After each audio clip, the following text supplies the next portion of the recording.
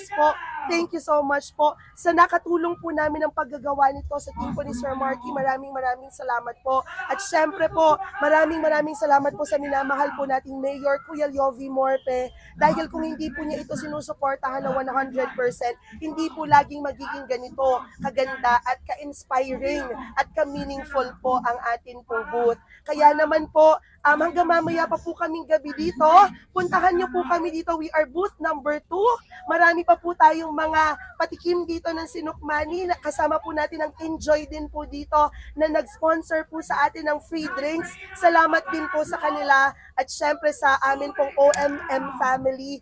Thank you so much. Sa mga bumisita po, nandito po si Konsehal Aguilar din po, na sumusuporta din po. At sa iba po natin mga konsehal, alam po kahit po wala pa po dito, ay ganun po namin nararamdaman ang inyo pong pagmamahal. Sa mga kababayan po, alam nyo, yung mga dati rin pong mga, sabi nila kami po ay dating taga Rosario, at nakita nila ay nagbabalik.